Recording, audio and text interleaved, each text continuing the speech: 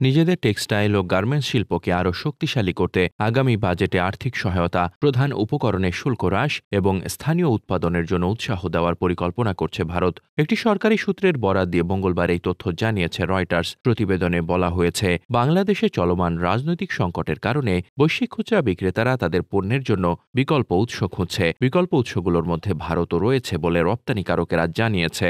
এ বিষয়ে ভারতের পোশাক রপ্তানি প্রচার সংস্থার সেক্রেটারি জেনারেল মিথিলেশ্বর ঠাকুর বলেছেন, গত কয়েক মাসে অনেক মার্কিন প্রতিষ্ঠান বিকল্প সরবরাহকারী সন্ধান করছে, যার ফলে ভারতীয় রপ্তানিকারকেরা রপ্তানি আদেশ পূরণ করতে হিমশিম খাচ্ছেন। ভারতের টেক্সটাইল খাতে প্রায় 4.5 কোটি মানুষের কর্মসংস্থান রয়েছে।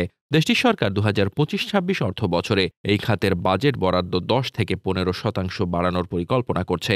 বর্তমান বাজেটে এই খাতের জন্য ভারত 44.17 বিলিয়ন রুপি বরাদ্দ রেখেছে।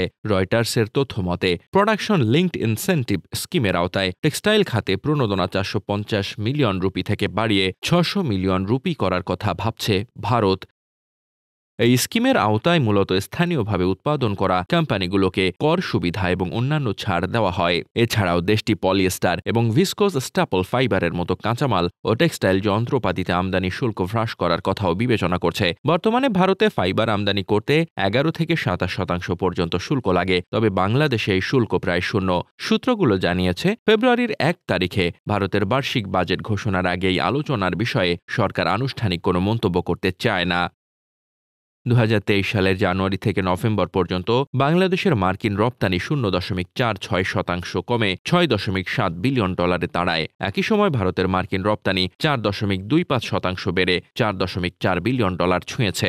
ভারত ভিত্তিক পোশাক কারখানার মালিক শহীদুল্লাহ আজিমও রয়টার্সকে বলেছেন, বাংলাদেশে চলমান সংকটের কারণে কিছু মার্কিন ক্রেতা তাদের অর্ডার ভারত এবং ভিয়েতনামে সরিয়ে নিয়েছে। 2023 সালের নভেম্বর পর্যন্ত মোট 8 মাসে ভারতের টেক্সটাইল ও গার্মেন্টস রপ্তানি বছরে 7% বেড়ে $23 বিলিয়ন ছাড়িয়ে গেছে। বিশেষ করে তৈরি পোশাক রপ্তানিতে দেশটির 11% প্রবৃদ্ধি হয়ে $10 বিলিয়ন পৌঁছেছে এবং মার্চের মধ্যে এটি $16 বিলিয়ন ছাড়িয়ে যাবে বলে আশা করা যাচ্ছে। ভারতীয় পোশাক রপ্তানির এই উত্থান প্রমাণ করেছে, ভারত বাংলাদেশের বর্তমান পরিস্থিতিকে তার নিজস্ব টেক্সটাইল শিল্পের জন্য একটি সুযোগ হিসেবে কাজে লাগাতে প্রস্তুত। ডেস্ক রিপোর্ট, বার্তা বাজার।